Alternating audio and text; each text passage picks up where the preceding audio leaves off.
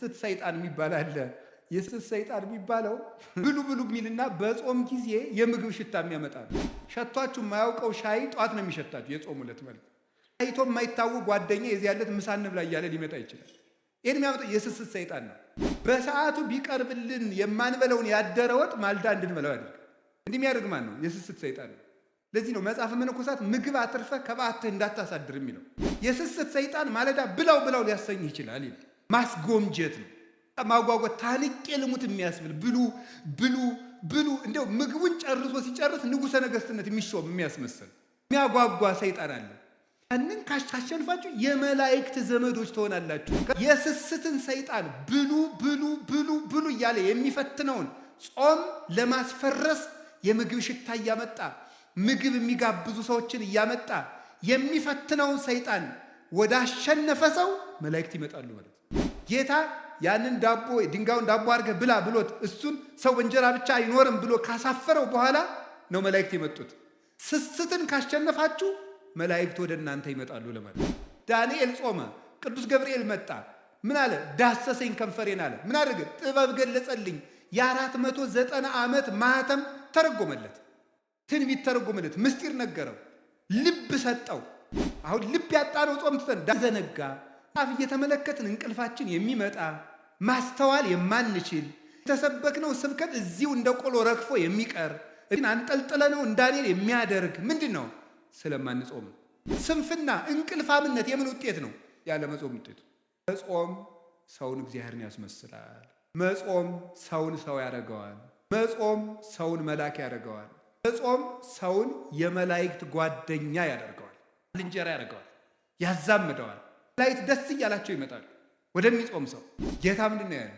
ክፉ ሰይጣን ያለ ጾም አይወጣም አይደል ያለው? ስለ እግዚአብሔር ሰዎች መልአክ መሆን ከፈለጋችሁ፣ የመላእክት ዘመድ መሆን ከፈለጋችሁ፣ እግዚአብሔር መምሰል ከፈለጋችሁ ጾሙ። እንግዲህ እግዚአብሔርን መስማት ከፈለጋችሁ ጾሙ እስከ 9 ሰዓት። ሰዓቱ ይቀነስልን። መብራት ኃይል ልትከፍሉ ስንት ሰዓት ነው ወረፋ የምትይዙት? ስበሉና እስቲ ይቀንስላችኋል። አይ ወረፋው ረዝሟል ብላችሁ እስኪኑ ወረፋው በዛ አልከፍልም ብትሉ ምን ይሆናል? እኔ አላውቅም የሚሆነውን ከተማ ስለማልኖር አስበው፣ ግን የሚሳካ አይመስለኝም። ወረፋው ረዝሟል እስቲ ይቀነስ። ወደ ነው ምን ይደረጋል? ኑሮ አይደል እያላችሁ ነው የምትሰለፉ። ይህም ኑሮ ነው እንግዲህ። እስከ 9 ሰዓት ሰልፍ በሉ እግዚአብሔርን ለማግኘት። እንዲያው ለምን ቀኑ ሙሉ አንራብ? አሁን ይህ ሸክም አይደለም፣ እግዚአብሔር ሸክም እያከበደብን። አሁን ብዙ ሰው የሚመስለው ከኢትዮጵያ ኦርቶዶክስ ተዋሕዶ ቤተክርስቲያን ውጭ የሆነ ሰው የሚያስበው ምንድን ነው? እግዚአብሔር ኦርቶዶክስ ሸክም እየጫነ የለም፣ ሸክም እያቀለለችልን ነው። እግዚአብሔርን ምሰል ተው። መብላት እንስሳዊነት ነው። ጾም እግዚአብሔርን ነው የምትመስለው። ከፍ የምታደርግ ቤተክርስቲያን እኮ ናት። እንስሳ ከመምሰል መልአክ ወደ መምሰል፣ እግዚአብሔርን ወደ መምሰል ማሳደግ እኮ ነው። ሰውነትን ከፍ ማድረግ ነው። የሰውን ልጅን ባህሪ የሚያከብር ነገር እኮ ነው ይሄ። እዚህ የእግዚአብሔር ቤተሰቦች ከፍጥረት ሁሉ የከበረ ማን ነው? ሰው በሉ። ከሰውና ከጅብ በሆድ ማን ይበልጣል? ጅብ በሉ። እሺ ችግር የለም። ጅብ አይደል? ግን ትልቁ ፍጥረት ማን ነው? በሆድ የሚበልጥ ማን ነው? ስለዚህ አንፌር ነው ማለት ነው። እኛ ከበለጥን በሆድ መብለጥ ያለብን ማንን? እኛ ነበር መብለጥ የነበረብን።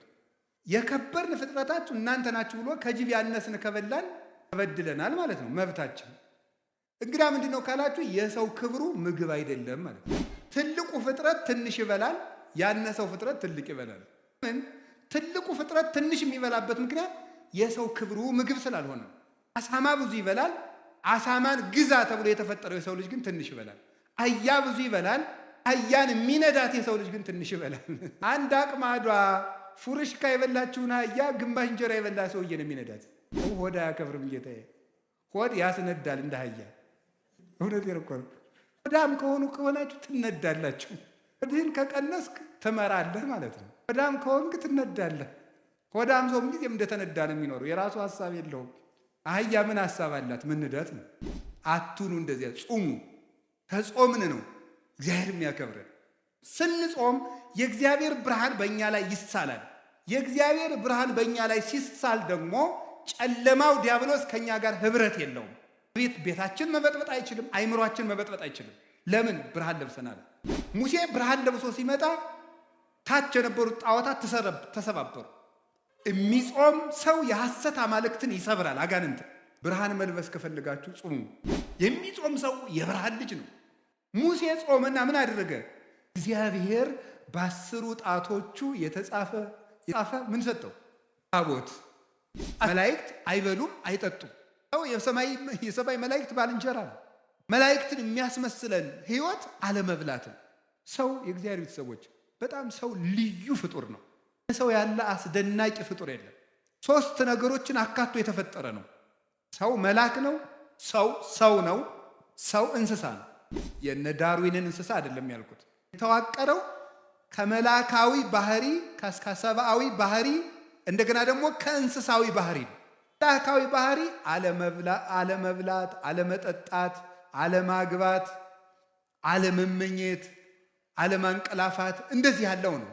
እንስሳዊ ባህሪ ደግሞ መብላት፣ መጠጣት፣ ማንቀላፋት፣ መመኘት፣ ፍቶት፣ ስጋዊ ፍላጎት እንስሳዊ ጠባይ ነው። ሰውነት ማለት ደግሞ ሁለቱንም መጥኖ መያዝ ማለት። ሰው መላካዊ ባህሪ ያለው፣ ሰው እንስሳዊ ባህሪ ያለው። መላካዊ ባህሪ የመላክ ብቻ ነው። እንስሳዊ ባህሪ የእንስሳ ብቻ ነው። ሰው መሆን ግን መላካዊ ባህሪንም ሰብአዊ ባህሪንም እንስሳዊ ባህሪንም መያዝ ነው። ጾም በራሱ ምንድን ነው? ጾም ምንድን ነው? ጾም እንደምታውቁት መከልከል ማለት ነው። ጾም ብሂል ተካልኦተ ብእሲ እመብል ወኃጢአት። ጾም ማለት ከኃጢአትና ከምግብ መከልከል። ጾም ቢባል ቃል በቃል ሲተረጎም ጾም ማለት መከልከል፣ መታቀብ፣ መሰብሰብ፣ መቆጠብ ማለት ነው። መከልከል፣ መታቀብ፣ መቆጠብ፣ መሰብሰብ ነው ጾም ማለት። ይሄ ቃል በቃል ሲፈታ ቃል በቃል ጾም የሚለው ግሱ ዝም ብሎ ሲፈታ ቃሉ እንዲህ ይፈታል።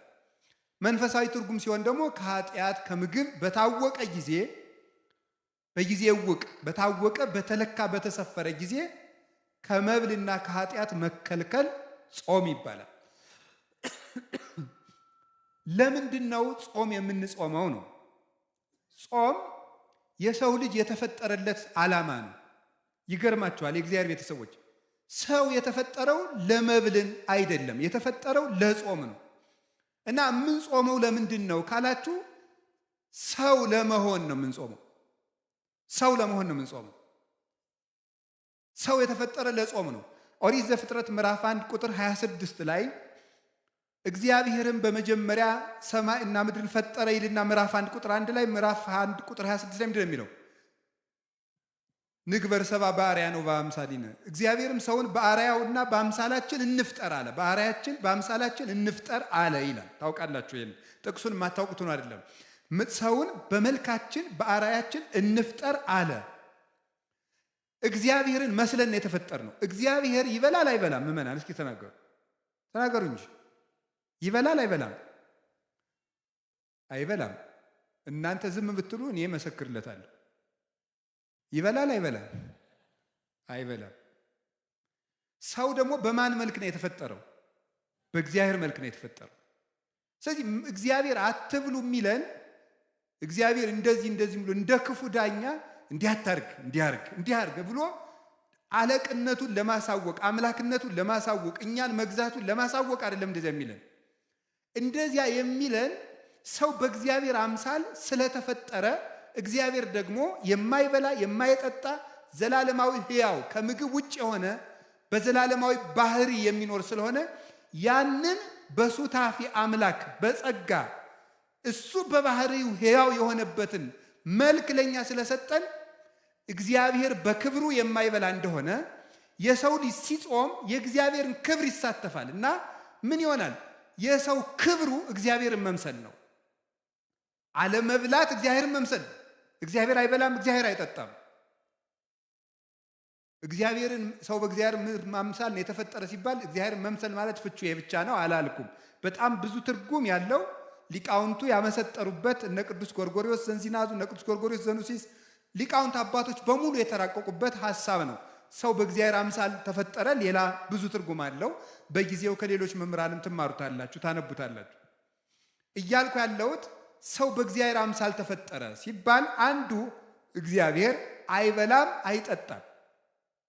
ሰው ሲጾም እግዚአብሔርን ይመስላል።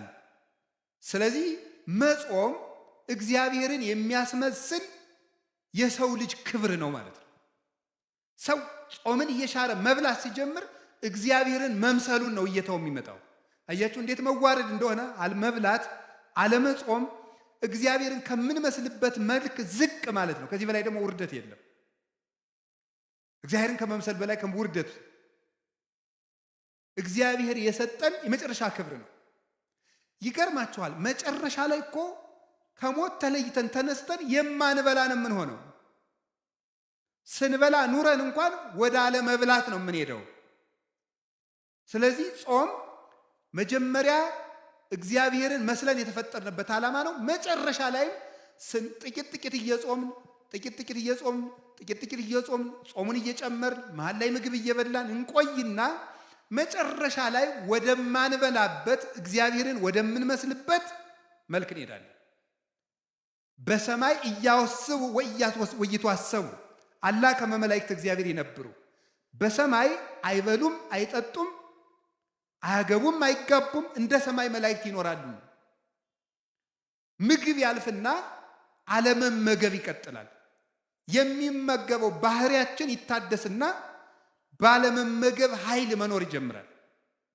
ስለዚህ ልብ በሉ፣ መጀመሪያም የተፈጠርንበት መልካችን ነው፣ መጨረሻ የምንገባበት መልካችን ምግብን ትቶ መኖር ነው። እስመ ከርስ ለመብል ወመብልኒ ለከርስ ወእግዚአብሔር ይስዕሮሙ ለክልኤሆሙ። መብል ለሆድ ነው፣ መብል ለሆድ ነው፣ ሆድም ለመብል ነው። እግዚአብሔር ሁሉንም ያሳልፋቸዋል።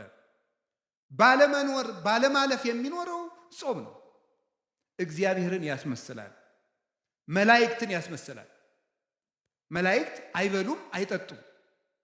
ሰው የሰማይ መላእክት ባልንጀራ ነው። መላእክትን የሚያስመስለን ህይወት አለመብላትን። ይገርማቸዋል። ሰው የእግዚአብሔር ቤተሰቦች በጣም ሰው ልዩ ፍጡር ነው። እንደ ሰው ያለ አስደናቂ ፍጡር የለም። 3 ነገሮችን አካቶ የተፈጠረ ነው። ሰው መልአክ ነው፣ ሰው ነው፣ ሰው እንስሳ ነው። የነ ዳርዊንን እንስሳ አይደለም ያልኩት። ሰው መልአክ ነው፣ ሰው ነው፣ ሰው እንስሳ ነው። ሰው ያማል ማለት የሰው ልጅ በባህሪው የቆመው የተዋቀረው ከመላካዊ ባህሪ ከሰብአዊ ባህሪ እንደገና ደግሞ ከእንስሳዊ ባህሪ ነው። መላካዊ ባህሪ አለመብላት፣ አለመጠጣት፣ አለማግባት፣ አለመመኘት፣ አለማንቀላፋት እንደዚህ ያለው ነው። እንስሳዊ ባህሪ ደግሞ መብላት፣ መጠጣት፣ ማንቀላፋት፣ መመኘት፣ ፍቶት፣ ስጋዊ ፍላጎት፣ ይሄ ደግሞ እንስሳዊ ጠባይ ነው። ሰውነት ማለት ደግሞ ሁለቱንም መጥኖ መያዝ ማለት ይኸውልህ፣ ሰው መላካዊ ባህሪ ያለው፣ ሰው እንስሳዊ ባህሪ ያለው። መላካዊ ባህሪ የመላክ ብቻ ነው፣ እንስሳዊ ባህሪ የእንስሳ ብቻ ነው። ሰው መሆን ግን መላካዊ ባህሪንም ሰብአዊ ባህሪንም እንስሳዊ ባህሪንም መያዝ ነው። መላካዊ ባህሪ አለመብላት አለመጠጣት፣ እንስሳዊ ባህሪ መብላት መጠጣት። ሰውነት ደግሞ ማለት መላክም መሆን እንስሳም መሆን ማለት ነው። እንስሳዊ ባህሪ እንዳይጎዳ ትበላለህ፣ ትጠጣለህ፣ ታንቀላፋለህ፣ ትተኛለህ፣ ትነሳለህ፣ ታርፋለህ፣ ትመኛለህ። ሁሉም በመጠን ይደረጋል። መላካዊ ባህሪ ደግሞ መብላት አይፈልግም። ሰው 2 የሚጎዱ ባህሪያት ነው ያሉት። ዝም ብሎ የማይበላ ቢሆን እንስሳዊ ባህሪው ይጎዳና መራመድ ያቅተዋል፣ መስራት ያቅተዋል፣ ማሰብ ያቅተዋል፣ መተንፈስ ያቅተዋል፣ ሁሉ ነገር ማከናወን ያቅተዋል። ሰው ደግሞ እንስሳዊ ባህሪውን ብቻ ቢከተል ደግሞ ምን ይሆናል? ማቀድ ያቅተዋል፣ ሰማያዊ ነገር ማሰብ ያቅተዋል፣ መንጻት ያቅተዋል፣ ዝሙት ይሰለጥንበታል፣ ራሱን መግዛት አይችልም። ስለዚህ ምንድነው ማድረግ ያለበት? ሰው ነው ዝም ብሎ ሲበላ መላካዊ ባህሪው ይጎዳል። ዝም ብሎ ደግሞ አልበላም ቢል እንስሳዊ ባህሪው ይጎዳል፣ መቆም አይችልም፣ ይታመማል፣ ይሞታል። ምንድነው ማድረግ ያለበት? የሰው ልጅ 2 ምግብ ነው የሚያስፈልገው። ለመላካዊ ባህሪው መጾም አለበት፣ ለሰብአዊ ባህሪው ወይም ደግሞ ለእንስሳዊ ባህሪው መብላት አለበት። ለእንስሳዊ ባህሪው መመገብ አለበት፣ ለመላካዊ ባህሪው መጾም አለበት። ሰው በአንድ ነገር ብቻ ከኖረ መኖር አይችልም ነው። ሰው ነን እኛ። ሰው ይሄንን ያካተተ ነው። እንግዲህ የእግዚአብሔር ቤተሰቦች አሁን የግራ ጎናችሁ በቁስል ነፍሮ በስብሶ የቀኝ ጎናችሁ ብቻ እድሜ ቢቀጠልለት ይጠቅማችኋል እንዴ? አይጠቅም። እና ዝም ብሎ ሳይጾሙ መብላት ማለት ሰው አለመሆን ነው። እንዲያው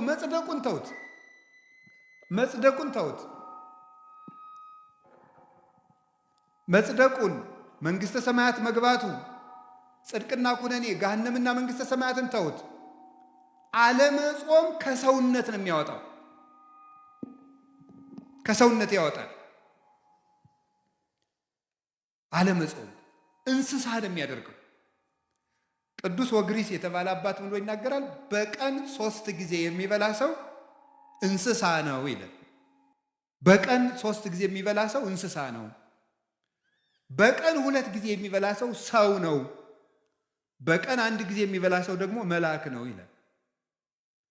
እግዚአብሔር ቤተሰቦች፣ አሁን ሰው መብልን እየቀነሰ ሲሄድ መልአካዊ ባህሪውን የሚሰለጥነው የሚያቅደው ነገር የሚያምር ሰው የማይጎዳ ሀገር የሚጠቅም ራሱን የሚያሳድግ አይምሮ ሁሉ ደብዛዛ አይደለም፣ ስል ነው፣ የተሳለ ነው። አሁን እኮ ይገርማል። ሰው ማሰብ ስላቆመ ክሪቲካል ቲንኪንግ ስልጠና ይባላል። ምኑን ያስበዋል? ሰው 24 ሰዓት እየበላ ሰጥሟል እኮ። እንዴት አድርጎ ያስብ? አሁን እኮ ማሰብ አቁመን እኮ ነው ራሱ እየተበላለን ያለው። እንድናስብ ራሱ መጾም አለብን። አይምሯችን እየበላ ማሰብ አይችልም ነው የምላችሁ። እኔ እውነቴን ነው። ሐኪምም ካለ እዚህ መጥቶ መከራከር ይችላል። ሰው ዝም ብሎ እየበላ ቁጭ የሚል ከሆነ ማሰብ አይችልም። ደሙ ያለ መጠን ይመላል። የደም ዝውውር የሞቀ ነው። እንደዚያ ባለ ቁጥር ደግሞ ዝሙት ይሰለጥንበታል። የሚያስበው ምኞቱን ብቻ ነው። ትክክለኛ ሐሳብ ማሰብ አይችልም። እንዲገርም በደፈረሰ ውሃ ፊትን ማየት ይቻላል? አይቻልም። ውሃው እኮ ሲጠራ ነው። እኛ እኮ አሁን ደፍርሰናል። መብላት ደፍራሳ ጭንቅላት ነው ያለ እና የምናስበው ነገር ሁሉ ደፍራሳ ነው። የጠራ ዕቅድ የጠራ ህይወት መኖር ግን ፈልጋችሁ እንዲያው ክርስቲያን ባትሆኑ እንኳን ጾም ሰውነት ነው የምላችሁ። ወደ ጽድቁ እንመጣበታለን።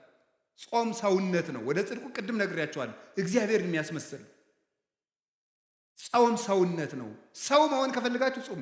አውሬ መሆን ከፈለግ ብላ 24 ሰዓት። እንስሳ መሆን ከፈለግ እንደ እባብ እንኳን እኮ ይጾማል። እባብ 40 ቀን ይጾማል። ስለዚህ እግዚአብሔር ሰዎች ጾም ምንድን ነው ከተባሉ የሰው ክብር ሰውነት ነው። ሰውን ሙሉ የሚያደርገው ሲጾም ነው። የማይጾም ሰው ሙሉ አይደለም፣ ጎደሎ ነው። ጾም ቅድም ነገርኳችሁ፣ 3 ነገር ነገርኳችሁ። እግዚአብሔርን ያስመስላል፣ መላእክትን ያስመስላል። አይበሉም አይጠጡም መላእክት። ሀዩ ከመመላእክት ይባላል። የመላእክት ኑሮ መላእክት እንደኛ ባልንጀራ የሚሆኑን ምግብ በቀነስን ጊዜ ነው። ታውቃላችሁ ትንቢተ ዳንኤል ምዕራፍ 9 ቁጥር 21 ላይ እኔ ዳንኤል እየጾምኩ እየጸለይኩ ሳለ ቀድሞ የማውቀው ሰው ገብርኤል እየበረረ መጣ። ወገሰሰኒ በጊዜ መስዋዕት ዘሰርክ፣ በሰርክ መስዋዕት ጊዜም ዳሰሰኝ። ወመጻይኩ ከመአለቡከ ጥበበ እስመ ብእሴ ፍቶት አንተ ምስጢር ሊነግሩ የምትገባ ሰው ስለሆንክ ምስጢር ልነግርህ መጥቻለሁ አለኝ። ቅዱስ ገብርኤል ወደ ዳንኤል ሲመጣ እየበረረ መጣ ነው የሚለው መጽሐፍ ቅዱስ። እየበረረ መጣ የሚለው እንደው ዝም ብሎ መጣ ለምን አይለውም? መላእክት የሚጾም ሰው ህይወት ያጓጓቸዋል። ባልንጀራው ነው። ከብት የሚሄደው ወደ ከብት ነው። በግ የሚሄደው ወደ በግ ነው። ፍየል የሚሄደው ወደ ፍየል ነው። አሞራ የሚሄደው ወደ አሞራ ነው። መልአክ የሚሄደው ወደ መልአክ ነው። ወደሚጾመው ሰው መጣ እየበረረ። መላእክት ወደሚጾም ንጽህና ወዳለው ሰው ለመምጣት ይጓጓሉ። ቅዱስ ገብርኤል ወደ ነቢዩ ዳንኤል ሲመጣ እየጓጓ ለምን? ጾመኛ ነው። ጥሬ እንብላ የሚል ጥሬ እየቆጠ የባቢሎን ምግብ ይቅርብኝ እንደዚህ ወዳለ ሰው መላእክት ደስ እያላቸው ነው የሚመጡት። አቡነ ገብረ መንፈስ ቅዱስ 562 ዓመት አልበሉም አይደለም? መላእክት እኮ ክንፋቸውን ለማልበስ ነበር የሚሻሙባቸው፣ ለመጋረድ እድል ለማግኘት ነበር የሚጓጉት። እና ምግብ ይሄ ያልታጠበ ዕቃ ተሐዋስያንን እንደሚሰበስበው ምግብ በተጠራቀመበት ሰውነት የሚሰበሰቡት አጋንንት፣ ክፉ ሐሳቦች ናቸው የሚሰበሰቡት። በሚጾም ሰው ዙሪያ ደግሞ የሚሰበሰቡት መላእክት ናቸው። ጌታችን መድኃኒታችን ኢየሱስ ክርስቶስ የማቴዎስ ወንጌል ምዕራፍ 4 ላይ እንደነገረን ወምዛ ሀደጎ ዲያብሎስ ወመፁ መላእክትን ዘያኩትጎ፣ ዲያብሎስ ፈተነውና አለ ምግብ አቅርቦ ጌታን ፈተነው። አልበላም ብሎ አሳፈረው። ዝርዝሩን መናገር ስላልፈለግኩ ነው። ፈትኖ አሳፈረው። እሱን ካባረረው በኋላ ምን ማለት መላእክት መጡ እያመሰገኑት ይላል። እዚህ ውስጥ ሊተላለፍ የተፈለገው ምንድን ይመስላችኋል? አንደኛው ሊቃውንቱ እንደሚተረጉሙት ጌታን ሰይጣን ራሱ አላሸነፈኝም መላእክት ተራርተውት ነው እንዳይል ነው ይላሉ። መንፈሳዊ ደግሞ ከኛ ጋር የሚሄድ ምንድን መሰላችሁ? ዲያብሎስ ጌታን በትኩስ ዳቦ ከፈተነው በኋላ ጌታ ድል ከነሳው በኋላ መላእክት መጥቷል። ምን ማለት ነው? የስስትን ሰይጣን ብሉ ብሉ ብሉ ብሉ እያለ የሚፈትነውን ጾም ለማስፈረስ የምግብ ሽታ እያመጣ ምግብ የሚጋብዙ ሰዎችን እያመጣ የሚፈትነውን ሰይጣን ወደ አሸነፈ ሰው መላእክት ይመጣሉ ማለት ነው። መላእክት ይመጣሉ። ጌታ ያንን ዳቦ ድንጋዩን ዳቦ አድርገህ ብላ ብሎት እሱን ሰው በእንጀራ ብቻ አይኖርም ብሎ ካሳፈረው በኋላ ነው መላእክት የመጡት። ስስትን ካሸነፋችሁ መላእክት ወደ እናንተ ይመጣሉ ለማለት ነው። የስስት ሰይጣን የሚባል አለ። የስስት ሰይጣን የሚባለው ብሉ ብሉ የሚልና በጾም ጊዜ የምግብ ሽታ የሚያመጣ ነው። ይገርማችኋል። ጾም ሸቷችሁ የማያውቀው ሻይ ጧት ነው የሚሸታችሁ። የጾም ዕለት ማለት ታይቶ የማይታወቅ ጓደኛ የዚህ ያለት ምሳ እንብላ እያለ ሊመጣ ይችላል። ይህን የሚያመጣው የስስት ሰይጣን ነው። በሰዓቱ ቢቀርብልን የማንበለውን ያደረ ወጥ ማልዳ እንድንበላው ያደርጋል። እንዲህ የሚያደርግ ማን ነው? የስስት ሰይጣን ነው። ለዚህ ነው መጽሐፈ መነኮሳት ምግብ አትርፈ ከበዓትህ እንዳታሳድር የሚለው። የስስት ሰይጣን ማለዳ ብላው ብላው ሊያሰኝ ይችላል ይላል። ማስጎምጀት ነው። በቃ ማጓጓት፣ ታንቄ ልሙት የሚያስብል ብሉ ብሉ ብሉ። እንደው ምግቡን ጨርሶ ሲጨርስ ንጉሠ ነገሥትነት የሚሾም የሚያስመስል የሚያጓጓ ሰይጣን አለ። ያንን ካሸንፋችሁ የመላእክት ዘመዶች ትሆናላችሁ። ከዚያሳ ዳንኤል ጾመ፣ ቅዱስ ገብርኤል መጣ። ምን አለ? ዳሰሰኝ ከንፈሬን አለ። ምን አደረገ? ጥበብ ገለጸልኝ። የ490 ዓመት ማህተም ተረጎመለት። ትንቢት ተረጎመለት። ምስጢር ነገረው። ልብ ሰጠው። አሁን ልብ ያጣነው ጾም ትተን ዳንኤል ጾመና ነቢዩ ምንድን ያለው? ቅዱስ ገብርኤል ለዳንኤል እንድን ያለው መጻይኩ ከማለቡከ ወዜኑ ከጥበበ፣ ጥበብ ልነግርህ ልብ ልሰጥህ ማስተዋል ልነግርህ መጥቻለሁ። አሁን የምንዘነጋ መጽሐፍ እየተመለከትን እንቅልፋችን የሚመጣ ማስተዋል የማንችል የተሰበክነው ስብከት እዚሁ እንደ ቆሎ ረግፎ የሚቀር እቤታችን አንጠልጥለ ነው እንዳንል የሚያደርግ ምንድን ነው? ስለማንጾም። ስንፍና፣ እንቅልፋምነት የምን ውጤት ነው? ያለ መጾም ውጤቱ። እንግዲህ መጾም ሰውን እግዚአብሔርን ያስመስላል። መጾም ሰውን ሰው ያደርገዋል። መጾም ሰውን መልአክ ያደርገዋል። መጾም ሰውን የመላእክት ጓደኛ ያደርገዋል፣ ባልንጀራ ያደርገዋል፣ ያዛምደዋል። መላእክት ደስ እያላቸው ይመጣሉ ወደሚጾም ሰው። ጌታ ምንድን ነው ያለው? ክፉ ሰይጣን ያለ ጾም አይወጣም አይደል ያለው። ስለዚህ እግዚአብሔር ሰዎች መልአክ መሆን ከፈልጋችሁ፣ የመላእክት ዘመድ መሆን ከፈልጋችሁ፣ እግዚአብሔር መምሰል ከፈልጋችሁ ጾሙ። የነቢያት ጾም ደግሞ አባቶቻችን በረከት ተቀብለውበታል። አንደኛ ተመልከቱት፣ የነቢያት ጾም የሚጀምረው ከሙሴ ነው። ሙሴ 40 ቀን ጾሟል። 40 ቀን ሲጾም ምንድን ነው ያደረገው? ሲጾም 40 ቀን እየጾመ ከእግዚአብሔር ጋር ቃል በቃል ተነጋገረ ይላል። 570 ጊዜ ጾም ከእግዚአብሔር ጋር የመነጋገር ባለሟልነት የሚያሰጥ ነው። እግዚአብሔርን ማነጋገር ደግሞ ቀላል ነገር ይመስላችኋል እንዴ? አንድ ትልቅ ሰው እንኳን ሊያነጋግራችሁ ቀጠሮ ሲይዝላችሁ እንዴት ነው ደስ የሚላችሁ? እግዚአብሔርን ቃል በቃል እንደ ጓደኛ ቃላትን እንዲነጋገር ያደረገው ምንድን ነው? ጾም። ጾም ምን ይጠቅማል ብትሉ ይሄ የነቢያት ጾም፣ አሁን ህዳር ጾም የምንለው ምን ጾመው ከእግዚአብሔር ጋር የሚያነጋግር ጾም ነው። እንግዳው ከእግዚአብሔር ጋር መነጋገር የሚፈልግ ይጾም፣ ከሰይጣንና ከስጋው ጋር መነጋገር የሚፈልግ ደግሞ ይብላል። ምርጫው እናንተ ነው። ሙሴ ይሄንን ጾም ጾሞ እግዚአብሔርን አነጋገረ። ከዚህ በላይ እድልስ አለ ወይ? እግዚአብሔርን ከማነጋገር በላይ ምን እድል አለ? እግዚአብሔርን ለማነጋገር 100 ዓመትስ ብንራብ እግዚአብሔርን ማነጋገር እኮ የነፍስ ጥጋብ እኮ ነው። እግዚአብሔርን ማየት፣ እሱን መስማት። አጸም ዘይነብበኒ እግዚአብሔር አምላኬ እስመ ውእቱ ይነብብ ሰላም ለሕዝቡ። እግዚአብሔር ንግግሩ ሰላም ነው፣ ልብን የሚያረጋጋ። የእግዚአብሔር ንግግር የሞት ማሰሪያን የሚቆርጥ ነው።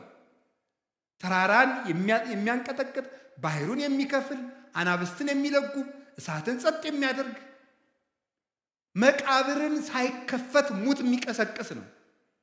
ጌታችን ኢየሱስ ክርስቶስ አልዓዛርን የቀሰቀሰው በቃሉ ነው። እግዚአብሔርን መስማት ትልቅ ነገር ነው።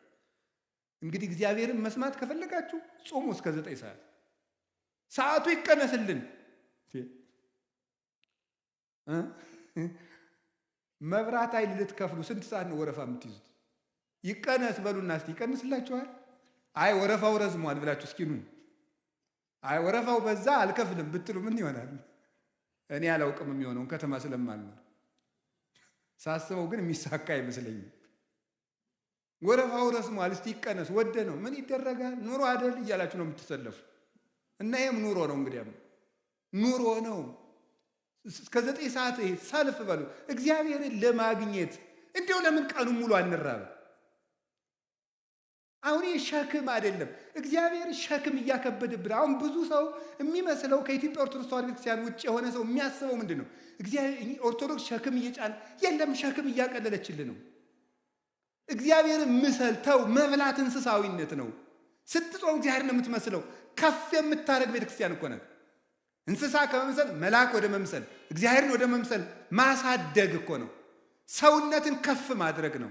የሰውን ልጅን ባህሪ የሚያከብር ነገር እኮ ነው ይሄ። እዚህ የእግዚአብሔር ቤተሰቦች ከፍጥረት ሁሉ የከበረ ማን ነው? ሰው በሉ። ከሰውና ከጅብ በሆድ ማን ይበልጣል? ምን አለ? ጅብ በሉ። እሺ ችግር የለም በሉ በሉ። ማን ይበልጣል? ጅብ አይደል? ግን ትልቁ ፍጥረት ማን ነው? በሆድ የሚበልጥ ማን ነው? ይሄ እንግዲህ ስለዚህ አንፌር ነው ማለት ነው። እኛ ከበለጥን በሆድ መብለጥ ያለብን ማን ነው? እኛ ነበር መብለጥ የነበረብን። የከበርን ፍጥረታችሁ እናንተ ናችሁ ብሎ ከጅብ ያነስን ከበላን ተበድለናል ማለት ነው። መብታችን እንግዲህ ምንድን ነው ካላችሁ የሰው ክብሩ ምግብ አይደለም ማለት ነው። ትልቁ ፍጥረት ትንሽ ይበላል፣ ያነሰው ፍጥረት ትልቅ ይበላል። ለምን? ትልቁ ፍጥረት ትንሽ የሚበላበት ምክንያት የሰው ክብሩ ምግብ ስላልሆነ። አሳማ ብዙ ይበላል። አሳማን ግዛ ተብሎ የተፈጠረው የሰው ልጅ ግን ትንሽ ይበላል። አህያ ብዙ ይበላል። አህያን የሚነዳት የሰው ልጅ ግን ትንሽ ይበላል። አንድ አቅማዷ ፉርሽካ የበላችውን አህያ ግማሽ እንጀራ የበላ ሰውዬ ነው የሚነዳት። አየሁ፣ ሆድ አያከብርም ጌታዬ። ሆድ ያስነዳል እንደ አህያ። ሙት ከልብ እኮ ነው እንዴ! እውነቴን እኮ ነው። ሆድ እንደ አህያ ነው የሚያስነዳ። ሆዳም ከሆናችሁ ትነዳላችሁ። እውነቴን ነው። ገባችሁ? ሆድህን ከቀነስክ ትመራለህ ማለት ነው። ሆዳም ከሆንክ ትነዳለህ። እንደዚህ ነው የምትሆነው። ሆዳም ሰው ጊዜም እንደተነዳ ነው የሚኖረው። የራሱ ሀሳብ የለውም። አህያ ምን ሀሳብ አላት? መንዳት ነው። አቱኑ እንደዚያ ጹሙ።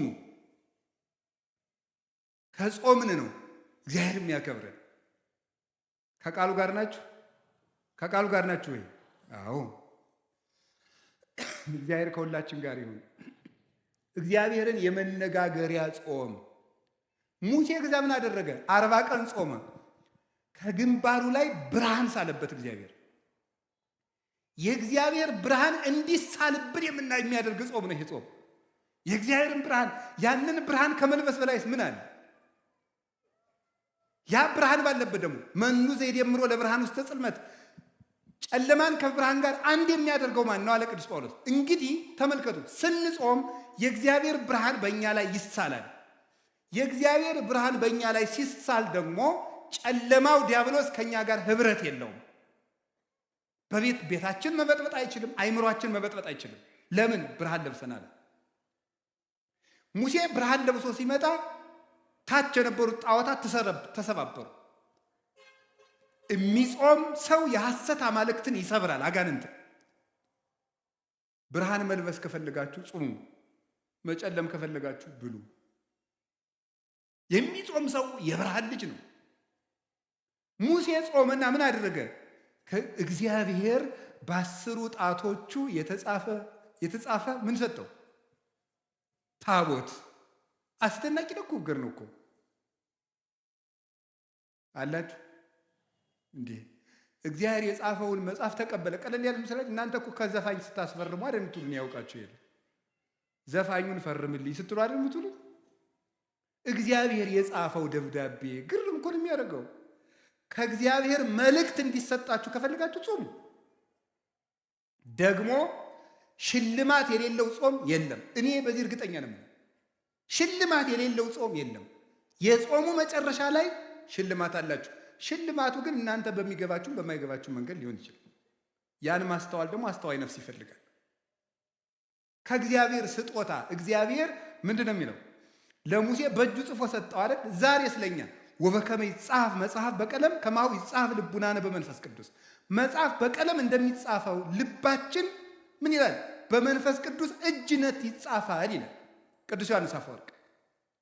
በመንፈስ ቅዱስ እጅነት ይጻፋል። ዛሬ እግዚአብሔር ልባችን እንዲጽፍበት እንዲቀርጽበት፣ እነዚያ ብሩካት እጆቹ ሰማይን አንጠልጥለው ያጸኑ ምድርና ሰማያትን ሁሉ የባረኩ እነዚያ የተባረኩ የእግዚአብሔር እጆች ብሩክ እጅ ያ እጅ በልባችን እንዲጽፍ ከፈለጋችሁ፣ ስጦታ፣ ጥበብ፣ ዕውቀት በህሊናችን ሰሌዳ እንዲጻፍ ከፈለጋችሁ ጹሙ። መደንቆር ከፈለጋችሁ ብሉ። ከቃሉ ጋር ናችሁ። ነቢዩ ኤልያስ ከኤልዛቤል ተሰዶ ሲሄድ መልአኩ አመጣና ተበሳጭቶ ወስዱት እንዲሁ ከዚህ ሁሉ መከራ እንግዲህ ግደለኝ አለ ይላል። ግን ኤልያስ ሞት ፈርቶ ሳይሆን ሰማዕትነትን ስጠኝ ማለት ነው ይላል ቴዎዶሲዎስ የሚባል ሊቅ ሃይማኖተ አበው ላይ ሲተረጉም። እባክህ ሰማዕትነትን አትንፈገኝ ሲል ነው እንጂ ኤልያስ ተናዶ አይደለም፣ ፈርቶ አይደለም ኤልዛቤልን ይላል። ዛፍ ስር ተኛ ይላል። ከተኛበት መልአኩ ቀስቅሶ ብላ አለው፣ አበላው። በላና ተኛ። ብላ አለው፣ አበላው። 2 ጊዜ አበላውና ኤልያስ 40 ቀን ተጓዘ። 40 ቀን ተጓዘና 40 ቀን ጾሞ ወደ ብሔረ ሕያዋን በሳት ሰረገላ ዮርዳኖስን ተሻግሮ ተነጠቀ። ጾም ምን ያደርጋል ስትሉኝ፣ ወደ ሰማይ ይነጥቃል። ጾም ምን ያደርጋል ስትሉኝ፣ ሞትን ይቃወማል። ኤልያስ 40 ቀን ጾመና ከሞት ዓይን ተሰወረ። ከዓይነ ሞት ይሰውራችሁ ይላል የገጠር ሰው ሲመርቅ፣ ይሰውረን። እንግዲያማ ሞት እንዳያየን ከፈለጋችሁ ጾም። ከዓይነ ሞት ተሰወረበት፣ ወደ ሰማይ ተነጠቀ። ከፍ ያለ ልልና የሚሰጥ ጾም ነው። አሁን ይህንን ጾም ስንጾም እንደ ሙሴ ብርሃን ሳልብኝ፣ ቃል በቃል አነጋግረኝ፣ መልእክትህን በልቤ ጻፍልኝ፣ እንደ ኤልያስ ከሞት ሰውረኝ፣ ወደ ሰማይ ከፍ አድርገኝ ማለታችን ነው ስንጾም። ትልቅ በረከት እኮ ነው እግዚአብሔር እየሰጠን ያለ። ጾሞታል። ነቢዩ ዕዝራ እስራኤል በ580 ዓመት ዓለም ጌታ ከመወለዱ በፊት ባቢሎን ተማርከው ኑሮ 70 ዓመት በምርኮ ከኖሩ በኋላ ሲመለሱ ናቡከደነጾር ያቃጠላቸውን መጻሕፍት ሁሉ በመጽሐፈ ዕዝራ ሱቱኤል ላይ እንደተጻፈው 40 ቀን ጾሞ ገጽ በገጽ 70 ዓመት ተቃጥሎ የቆዩትን መጽሐፍት መንፈስ ቅዱስ በዓይነ መነጽር የመጻሕፍቶቹን ገጽ እየነገረው ሙሉ መጽሐፍትን ብሉይ ኪዳንን አጽፎታል። እንግዲያውማ የጠፋ ምስጢር የሚገልጥ ጾም ነው። ጾም ከመጻሕፍት ጋር ያገናኛል። ህሙግ መብል የሐምግ ልበ፣ የደፈረሰ ምግብ ልብ ያደፈርሳል ይላል እዚያ ትንቢተ ዳንኤል ላይ። የሆነ ያልሆነውን እያጠራቀመ 24 ሰዓት ያለ ጾም የሚበላ ሰው መጽሐፍ መመርመር አይችል፣ አይገባው። መጽሐፉን ሁሉ የሚተረጉመው እንደ ሐሳቡ ነው። እንደ ሐሳቡ ነው የሚተረጉመው። እንደሚመቸው ነው የሚናገር። ስለዚህ የጠፋ ምስጢር የሚገልጥ ጾም። አባቶቻችን ይሄንን ጾም ጾመው ብዙ በረከት አግኝተውባታል። ሞትን ተቃውመዋል። አስቴር ይሄንን ጾም ጾማለች 3 ቀን። አስቴር 3 ቀን በመጾሙ ያገኘችው ምንድን ነው? በ127 ሀገሮች በሙሉ ተበትነው የነበሩ የሞት ደብዳቤ የተጻፈባቸውን ወገኖቿን ከሞት አድናለች። 3 ቀን ጾማ እግዚአብሔር ለምና በ3 ቀን ጾም የአንድ ሀገር ሕዝብ ሊጠፋ ሲል ሰይፍ ያስመለሰ ጾም ነበር 3 ቀን። አሁን ከህዳር 15 እስከ ታኅሳስ 9 44 ቀን ነው የምንጾመው። 3ቱ ቀን ጾመ አስቴር ነው። 40ው የሙሴ ኤልያስ የነቢያት ነው። 3ቷ ቀን ምን ያደረገችበት ነው? በ3 ቀን ጾም የሀገር ሞት አስቀርታለች። እኛም ይህንን ጾም ስንጾም በሀገር የሚመጣ ሰይፍ ይመለሳል። ደም እናደርቃለን። ስንጾም በሚገባውን ታርቀን ይቅርታ ይዘን በተሰበረ ልብ ከጾም ሰይፍ ይመለሳል። የሀገር ሰላም ይመጣል። ወገን እንዳይጠፋ እናደርጋለን። ይሄ ነው። ይሄ ጾም ምን ያደርጋል? የአስቴር ጾም ምን አደረገ? በንጉሱ ፊት ግርማ ሞገስ ሰጣት። የአሕዛብ ሚስቶች ባሎቻቸው ሳይጠሯቸው ከመጡ ይገደላሉ። 3 ቀን ጾመችና እግዚአብሔር ሆይ ግርማ ሞገስ ስጠኝ አለችና ንጉሱ ሳይጠራት ከንጉሱ ቤት ሄደች። በደስታ አነጋገራት። በሚገላት ንጉስ ፊት በምትገደልበት ርዕሰ ጉዳይ ሽራ ሂዳ ግርማ ሞገስ ያገኘችበት የ3 ቀን ጾም ነው። ግርማ ሞገስ፣ መወደድ። ግርማ ማለት በመጽሐፍ ቋንቋ ብዙ ትርጉም፣ መፈራት፣ መወደድ፣ ባለሟልነት ተብሎ ይተረጎማል። መወደድ ራሱ እንዲያው አንዳንድ ሰው አለ እኔ እንዲያው በየሄድኩበት ሰው አይወደኝም የሚል ሰው ነው። ጾም እውነቴን ነው። አስቴርን እኮ አሕዛባዊ ንጉሥ ወዷታል። እንዲያው በየሄድኩበት አይወደኝም፣ መስሪያ ቤት ስሄድ አልወደድም፣ በየሄድኩበት በር ይዘጋብኛል። ጾም አዛኘን ከልብ። ከጾማችሁ ሰው ይወዳቸዋል። ከጾማችሁ መልአክ አለላችሁ። ያ መልአክ የንጉሱን ልብ ያራራዋል፣ ይንደዋል፣ እንደ ሞላው እንደ ኤርትራ ባህር ይከፍለዋል ልቡን። እናንተ በዚያ መሃል ሰንጥቃችሁ ትሻገራላችሁ። መወደድ ይሰጣል እግዚአብሔር። በጾም መወደድ ይገኛል። መወደድ፣ መታፈር፣ መከበር። ጭብጥ የማታክሉ ሰዎች ናችሁ እንደ ሺህ ትፈራላችሁ ስትጾሙ ነው። አቡነ ሐራ ድንግል ኢትዮጵያዊ ጻድቅ ሲጾሙ እየኖሩ በቀን የሚመገቡት አንድ ኮል እንኮይ ነው የሚመገቡት። አንድ ወይስ በእናንተ ቋንቋ አንድ አፕልም በሉ፣ ችግር የለም። አፕል እኮ እንደ አፕል አይጣፍጥም። አንድ ፍሬ ነው የሚበሉት። በዘመኑ የነበረው ንጉሥ ሱስንዮስ በሃይማኖት ስለተለያዩ ነገር ተሰርቶባቸው ሊገላቸው ፈልጋቸው አስጠርቶ ጎንደር ወሰዳቸውና ለምንድን ነው የማትጾም? ማነው ለምንድን ነው እኔን የምትቃወም ሊል ነው የጠራቸው። ሂደው ግን ከቤተ መንግስት ሲቆሙ ለምን ጠራይ ሲሉት እንዲሁ እንድተባረከኝና ሰላም ልል ነው ብሎ ነው የሰደዳቸው።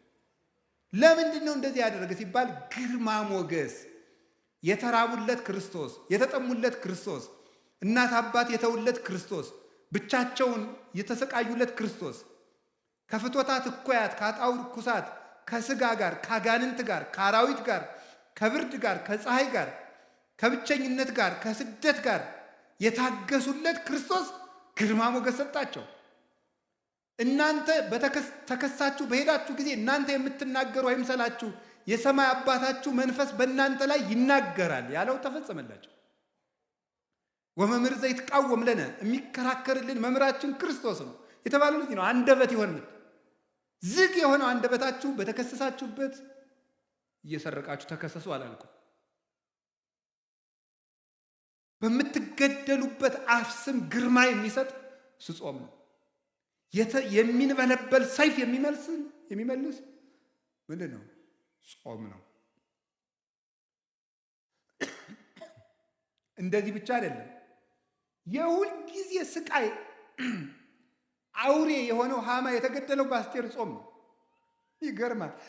ጾም ማለት ያለ ሰይፍ የሚዋጉበት ረቂቅ የብርሃን ሰይፍ ነው። አስቴር ወገኖቿን የሚጨርሰውን ሃማን ለመጋደል ሰይፍ አልታጠቀችም፣ ጾመች። ስትጾም እሷ ሰይፍ ሳታነሳ የእሷን ወገኖች የሚገድለው ሃማ ራሱ የእሷን አጎት ሊሰቅልበት ባዘጋጀው እንጨት ተሰቅሎ ሞተ። ለሚመለስ ጠላት ልብ የሚሰጥ ልቡ ለደነደነ ጠላት ደግሞ የሚዋጋ ሰይፍ ጾም ነው።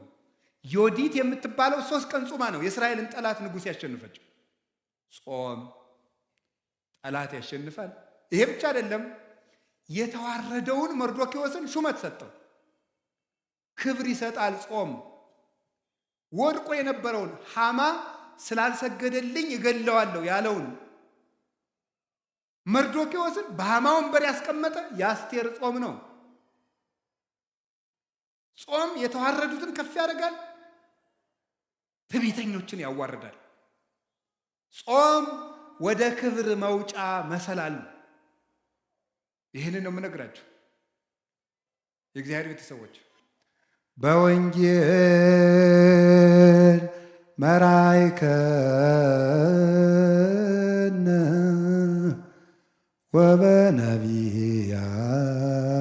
ወበነቢያን ናዘዝከነ ዘለሊከ አቅረብከ